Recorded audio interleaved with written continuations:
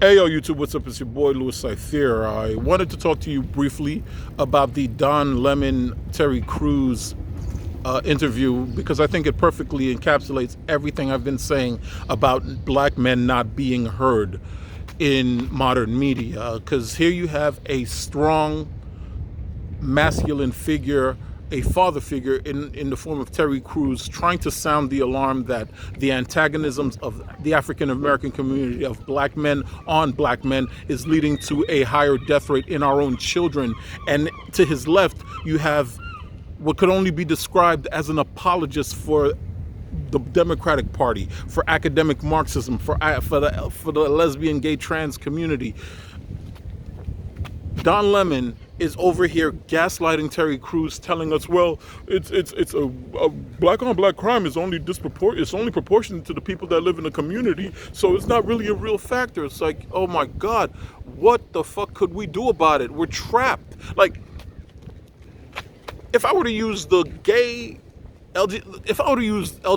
academia's own language to describe the situation, it is perfectly clear that black men live at the intersection of toxic masculinity, which means that they harm themselves and other people when they don't feel strong enough, when they don't feel like they have enough agency. And at the other end, they're trapped in a bind of authentic blackness, which means that they cannot ask for help.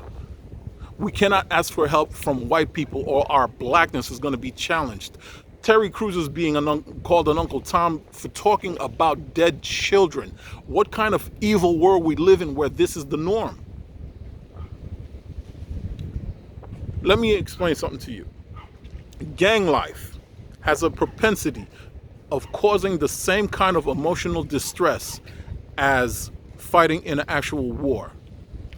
Unfortunately, if you're a gang member, you do not get any kind of GI Bill. You do not get any kind of psychiatric help. You do not get your needs met. You do not get talked out of the hill. So what ends up happening is, rather than deal with the constant worries of being murdered or having to kill someone, all the toxicity that's in the environment, you look and you see an officer and he's about to stop you for a routine traffic stop, and the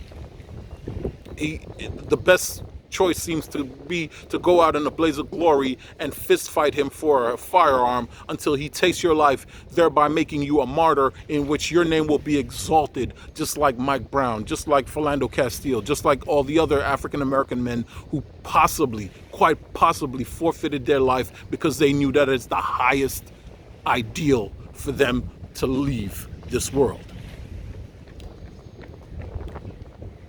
Black Lives Matter would rather see black men dead on their horse than fall down from it. They would rather see us shot, begging for our lives and crying, than in handcuffs and being led away. That's our supposed allies. And to get that kind of fake allyship, because to get that kind of fake allyship, they're willing to forget the fact that it is black men who are killing 90% of the trans community in the first place. No, we can never hold black men accountable. We could never show black men tough love, because that would mess up the narrative of us not having any agency whatsoever, that we cannot affect our own lives, we cannot affect change in our own lives, that it's the Republicans' fault that we're losing in life. It is the Republicans' fault. It's Donald Trump's fault. There's a lot of money to be made by lying to black men about who to blame for our downfall. And Don Lemon is a perfect example of that kind of money-grubbing parasite. We are not your allies. There is no allyship between black men, heterosexual black men, and the LGBT community. The LGBT community, especially our academic Marxists, communists, and the anti-patriarchs, the feminists, we have nothing in common. The only thing that is important is that they keep exploiting us so that they keep getting a check for babysitting us while we're still killing each other. It's horrible. It's just the worst. So I'm just going to end my rant on this. Donald Trump is the best president that African Americans have ever had since Abraham Lincoln. He's done what is right to keep us gainfully employed, to protect low-skilled labor, so that we get it before Nicaraguans or Mexicans or whatever. He's freed more of us from prison than all the past 6 presidents combined, and he's had a clear path towards our prosperity. The LGBT community of Black Lives Matter, they have their own agenda. Their job is to inflict suffering on men, capitalists,